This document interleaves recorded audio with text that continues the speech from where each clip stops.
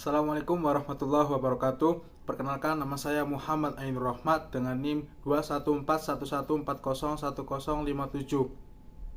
Di sini saya akan menjawab tugas ujian akhir semester mata kuliah pengembangan kurikulum program studi manajemen pendidikan Islam kelas 3 MPIB Universitas Islam Negeri Profesor K. Haji Saifuddin Zuhri, Purwokerto. Pertanyaan yang pertama, jelaskan perbedaan mendasar antara kurikulum 2013 dengan kurikulum Merdeka. Perbedaan antara kurikulum 2013 dengan kurikulum Merdeka dapat dilihat berdasarkan dengan kerangka dasar kurikulum kompetensi yang dituju. Struktur kurikulum pembelajaran, penilaian, perangkat ajar yang disediakan pemerintah dan perangkat kurikulum masing-masing. Perbedaan mendasar antara kurikulum 2013 dengan kurikulum Merdeka adalah kalau kurikulum 2013 ini dirancang berdasarkan tujuan sistem pendidikan nasional dan standar nasional pendidikan. Sedangkan dalam kurikulum Merdeka yakni menerapkan pengembangan profil belajar Pancasila.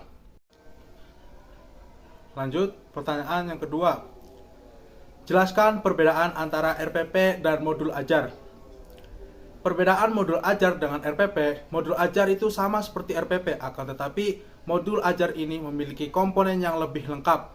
Apabila pendidik atau guru tersebut menggunakan model ajar, maka ia tidak perlu membuat RPP, karena komponen-komponen dalam modul ajar itu sudah meliputi komponen-komponen dalam RPP, atau mungkin bisa lebih lengkap.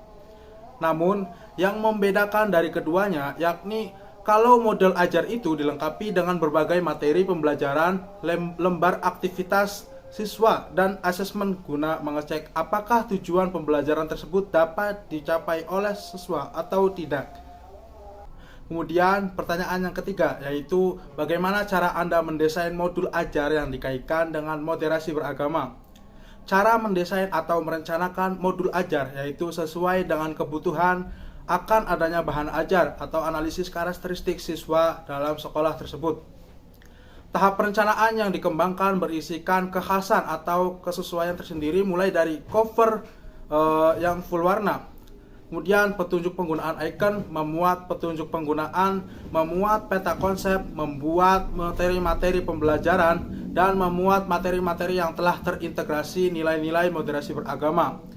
Dengan harapan peserta didik dapat menerapkan sikap toleran, juga dapat menghormati adanya perbedaan pendapat dan menghargai keberagaman-keberagaman yang ada di sekitar. Kemudian tidak melaksanakan kehendak tentang keagamaan dengan cara kekerasan. Memiliki gambar-gambar yang menarik dan muslimah, membuat video-video penjelasan agar lebih mudah dipahami oleh peserta didik. Membuat latihan uji kompetensi serta membuat latihan evaluasi yang sangat interaktif, yaitu dilengkapi dengan kunci jawaban dari skor penilaian di akhir. Tujuan ini agar dapat meningkatkan minat pendidik untuk belajar dengan baik dan cepat dalam menangkap materi pelajaran. Kemudian pertanyaan yang keempat, yaitu jelaskan satu persoalan dalam pengembangan kurikulum madrasah. Kemudian jelaskan langkah-langkah dan solusinya.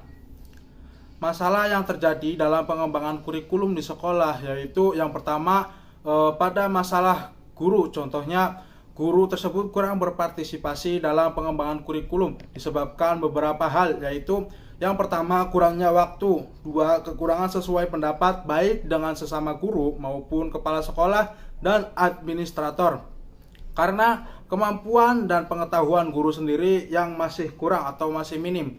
Kemudian yang kedua adalah masalah biaya untuk pengembangan kurikulum, apalagi untuk kegiatan eksperimen baik metode atau sistem secara seluruhan membutuhkan biaya yang tidak sedikit tentunya.